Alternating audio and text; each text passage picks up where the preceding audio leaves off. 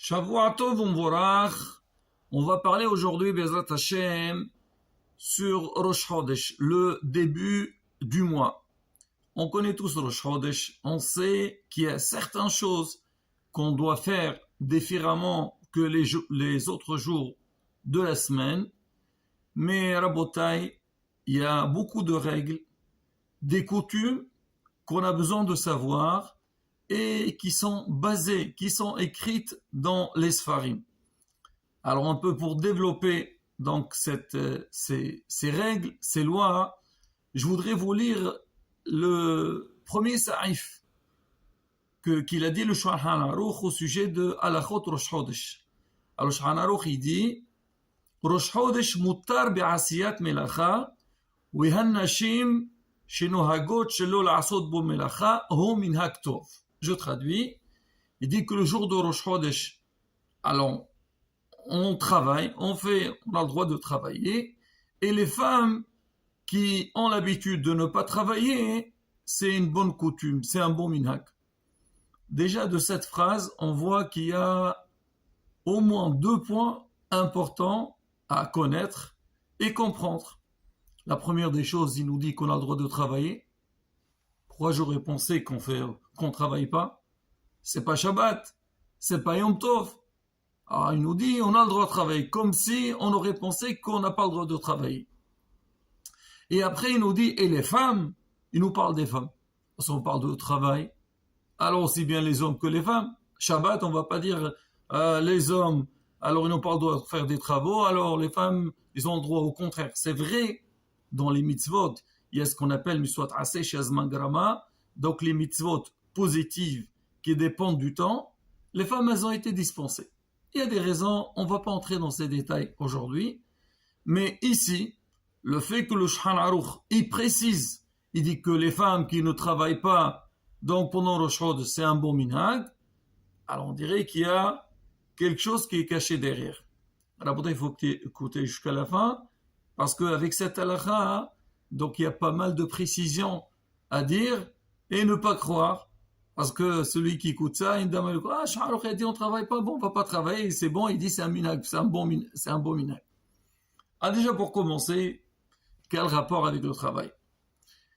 On sait que dans la Torah, c'est marqué Ubiom simchatchem, uv mu'adechem, uv rasheh chodshechem, utrachtem bahas osrot. Le jour de votre simha, le jour de Moed, de fête, et le jour de Rosh Chodesh, alors vous devez faire telle et telle chose. Donc on a mis ensemble le jour de Rosh Chodesh avec les jours de fête. Alors Hachamim ils disent, le fait que la Torah a juxtaposé Rosh Chodesh avec les fêtes, a priori, Rosh Chodesh aussi, ça s'appelle une fête. Normalement, on doit faire comme le jour de fête. Mais quand même, avec le temps, avec l'histoire juive, on a vu que Rosh Chodesh, il a perdu un petit peu de son niveau, de sa valeur, par rapport au jour de fête. C'est quoi? Alors on dit que nous, à Israël, on a ce qu'on appelle Shlosha Regalim. On a les 3 fêtes. Pesach, Shavuot et Sukkot. On dit ces 3 régalim là, chacune, elle est liée avec un des 3 patriarches.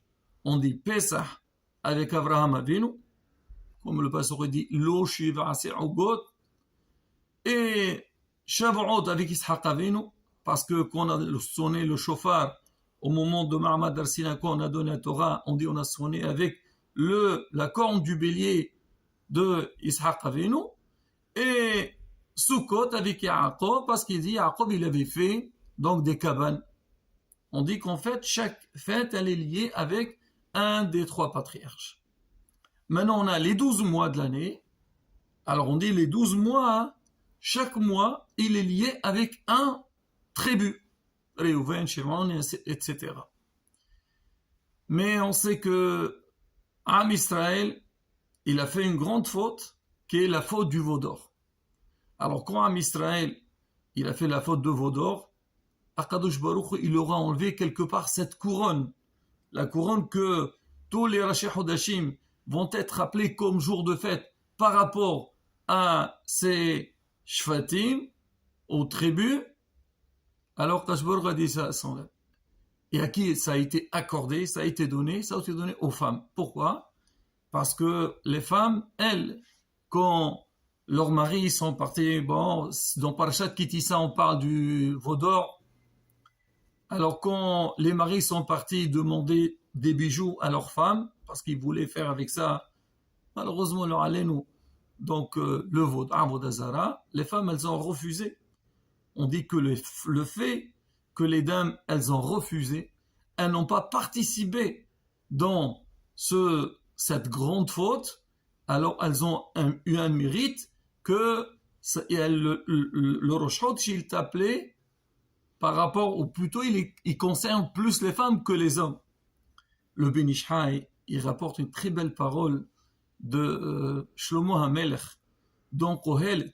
Shlomo HaMelech, il dit, je voulais le pasouk, Isha bechol ele lo matzati, levad ze masati. Bon, on va pas entrer donc dans quoi il parlait Shlomo HaMelech, mais il disait cette phrase, Isha bechol ele lo matzati. Une femme dans tout cela, j'ai pas trouvé. Levad ze, seulement ça, j'ai trouvé.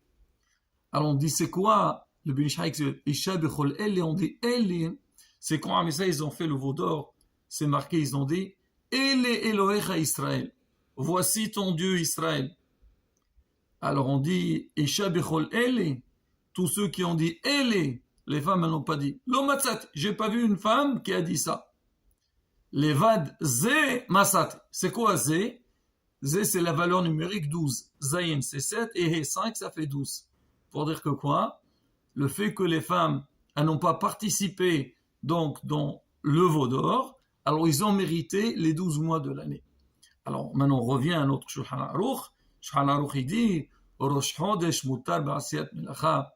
C'est-à-dire il ne faut pas croire que c'est vrai que normalement Rosh Chodesh il devait avoir le même potentiel qu'un jour de fête. Et on va expliquer Bezrat Hashem qu'est-ce qu'on doit faire. Mais on dit non, on peut travailler. Mais les femmes, il y a des femmes qui ont pris sur elles de ne pas travailler. Pourquoi? Parce qu'on vient de dire qu'elles sont concernées par rapport à Rosh Chodesh. Il dit c'est un bon minhag. Mais sur ça, la bataille, il y a beaucoup de discussions dans l'halakha. Alors il y en a qui disent, est-ce que le fait qu'on a dit c'est permis, les femmes ce qu'ils font c'est bien, est-ce que les hommes aussi concernés ou pas? Bon, en règle générale, on dit que non, les hommes ne sont pas concernés, ils travaillent normalement. Mais les femmes, même qu'on a dit, elles ne travaillent pas le jour de Rosh Chodesh, on dit elles font pas seulement les travaux pénibles. Mais sinon le reste, cuire, tout ce qu'on a besoin pour la maison, donc il faut le faire. Et c'est sûr, faire très attention. Bon, c'est vrai, c'est un jour ou des fois 2 jours, mais en tous les cas, Moreno Arab Rabbi Khalfoun, Kohen Zer Sadiq de Bracha, il dit le minag, donc à Djerba, de ne pas faire tout ce qu'il y a avec la couture. Parce qu'on dit que les femmes dans le Beth Amikdash, dans le Mishkan, elles ont fait, comme on dit, Witaou et Ta'izim, elles ont fait du tissage. Alors tout ce qu'il y a avec un petit peu la couture, les femmes sont dispensées. Il y a certains, je sais, toujours dit, on lave pas le linge, ils font pas certaines choses. Pourquoi? Pour montrer que cette fête, elle est, ou ce jour-là de Rosh Chodesh, donc elles sont concernées les femmes. Et ça leur donne beaucoup de hizouk. Elles disent, voilà quel mérite, nous on n'a pas participé donc au veau d'or, regardez le cadeau qu'ils nous ont donné. Maintenant derrière ça, alors il est coutume qu'on allume des bougies le soir de Rosh Chodesh. Là aussi, Rabotin, il y a des règles. Alors, déjà, on dit qu'il y a 3 niveaux. Il y a Shabbat Yom Tov, il y a Rosh Chodesh et il y a le Hol. Donc, on doit faire une différence entre ces 3 jours-là. On dit que Rosh Chodesh, bon, le Hol, on n'allume pas les bougies. On dit Rosh Chodesh, on allume. Donc, on fait une différence par rapport au jour de la semaine. Et Shabbat, on allume. On dit le jour de Rosh Chodesh, il ne faut pas allumer comme Shabbat ou plus que Shabbat. C'est pour ça, Moreno Rav Rabbi Khalfoun, il dit, Shabbat en général, on allume 2 bougies, et Rosh Chodesh, on allume une seule bougie.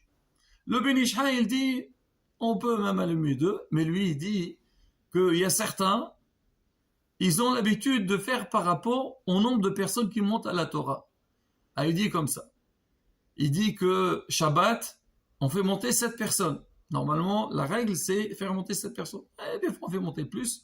Alors, on dit, il faut monter 7 personnes. On allume 7 bougies. Kippour, on allume 6 bougies. Les jours de fête, 5 bougies, parce qu'on fait monter 5 personnes. Rosh Chodesh, on fait monter 4 personnes. On fait que 4 bougies. Alors, on dit par rapport à ça.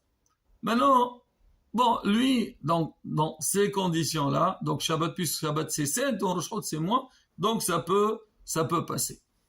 Alors maintenant, ça c'est au niveau d'allumage des bougies, mais bien sûr, on fait pas de bracha. Maintenant, même au niveau des saoudot, on dit que Rosh Chodesh, il faut faire au moins une saouda avec du pain. Et c'est rapporté, le Kaf HaChaim, il rapporte, il dit, c'est bien de faire une vraie saouda et prendre 2 pains, comme le jour de Shabbat ou fête, et faire moutsi dessus. Maintenant, est-ce qu'on fait le soir et le jour ou pas? Alors c'est une discussion, on dit au moins faire une saouda. Certains disent c'est mieux le midi de faire que le soir. Maintenant, si les gens ils travaillent, ils peuvent pas faire, alors ils font le soir. Mais on dit que quand tu vas faire cette saouda, il faut pas la faire debout. Voilà, tu vas aller dans un restaurant, dans un snack, tu achètes, je ne sais pas moi, un shawarma, tu dis c'est de la viande, c'est du pain, et tu vas le manger debout. De toute façon, en règle générale, c'est pas bien de manger debout. C'est pas kavod. Il faut s'asseoir et faire vraiment la saouda. Plus que ça, certains ils disent, bon, moi je n'ai pas vu beaucoup qui le font, mais c'est sûr, certains ils le font si c'est marqué. On met des habits, pas comme de Shabbat ou Yom Tov, mais on met des habits différents que ce qu'on a l'habitude de mettre pour montrer donc l'importance du jour de Rosh Chodesh. Alors on dit aussi, c'est bien de donner la sdaqa la veille de Rosh Chodesh. On donne au Aliyim. Et bien, ça se comprend. Si on dit que le jour de Rosh Chodesh, on doit faire donc une belle saouda, alors les gens qui sont dans le besoin, alors ils ont besoin d'argent. Alors il dit comme ça, le Kaf HaChaim rapporte, il dit, on a l'habitude de donner l'argent aux nécessiteux comme la veille de Shabbat. Après, on leur donne la veille de Shabbat parce qu'ils doivent préparer Shabbat. Donc, la veille de Rosh Chodesh aussi, on doit faire la même chose. Alors, c'est rapporté aussi que c'est bien, si on peut, le jour de Rosh Chodesh, monter à la Torah. Alors, on dit la meilleure montée, c'est Réveillé, la dernière, parce qu'elle, en fait, la semaine, on fait 3. Rosh Chodesh, on rajoute une montée. Ça fait révérer, ça fait la carême, c'est spécial. Mais sinon, on prend une autre montée. Il y en a qui disent que le deuxième jour, s'il y a 2 jours, il est plus important que le premier, mais celui qui peut monter dans les 2 jours, premier et deuxième jour de Rosh Chodesh, donc c'est très bien. On ne jeûne pas le jour de Rosh Chodesh, on ne pèlerine pas donc dans le cimetière de Jora. Pourquoi? Pour ne pas arriver à un tsar. Même dans ça aussi, Rabota, il y a pas mal d'halachot, mais bon, comme on dit, on abrège un petit peu. Et plus que ça, la veille de Rosh Chodesh. Alors, la veille de Rosh Chodesh, il y a beaucoup de minagim. Alors, on le dit dans Moussaf, on dit que Rosh Chodesh, Zeman kapara lechol toldotam. C'est un moment de kapara, de pardon, lechol toldotam. C'est quoi le toldotam? Une naissance. On dit parce que le mois, il se renouvelle. Rosh Chodesh, donc on a entamé un mois, et on va entrer dans un nouveau mois. On dit c'est Zeman kapara. Alors ce jour-là, il va y avoir un pardon donc pour l'Am Israël. Et qu'est-ce qu'on doit faire? Il faut faire tchouva. Alors c'est pour ça certains ont l'habitude de jeûner la veille de Rosh Chodesh et ils font des tfilot, ils font des stihot, on appelle ça Kippour Katan, avant la veille de Rosh Chodesh. Et on essaie de faire tchouva. Même il rapporte le Kaf HaChaim, il dit que il y a un rave, il a dit que c'est bien de jeûner un jour dans le mois. Il dit que c'est bien pour la santé. Alors, tant qu'à faire, le faire la veille de Rosh Chodesh. Mais, quand on va jeûner, on ne va pas dire « Ah, je jeûne parce que c'est bien pour la santé ». Non, moi je jeûne parce que la veille de Rosh Chodesh, il faut faire teshuva. C'est vrai que j'ai besoin de jeûner un jour. C'est pas obligé, Rabotai, on ne dit pas après, il y a une obligation. Non, c'est-à-dire, tu veux jeûner, jeûne la veille de Rosh Chodesh, et en même temps, c'est marqué la vraie teshuva. La vraie, plutôt, quand tu fais un jeûne, c'est faire une teshuva avec, et quoi, réfléchir, qu'est-ce qu'on a fait toute l'année, comme la veille de Rosh Hashanah. La veille de Rosh Hashanah, il y a des gens qui jeûnent, fait kapara, on va réfléchir, qu'est-ce qu'on a fait pour faire une vraie teshuva, c'est pareil. Et il y a des minagim que le jour de Rosh Chodesh, ils font Atarat Nidarim avant la montée de la Torah. Et ça, je me rappelle, en Tunisie, on faisait ça. Alors, donc, tout ça pour montrer que quoi? Que ce jour-là, donc de Rosh Chodesh, c'est pas une journée qu'on doit la prendre à légère comme les autres jours du mois. Et c'est vrai, c'est important qu'on voit des fois des gens et te disent, moi je vais à la synagogue lundi, jeudi. Ah, je veux un jour de Rosh Chodesh, je peux venir tous les jours. Mais c'est vrai que ces journées-là, ils ont un potentiel qui est très très fort. Et donc, on a besoin, comme on dit, les natselotam.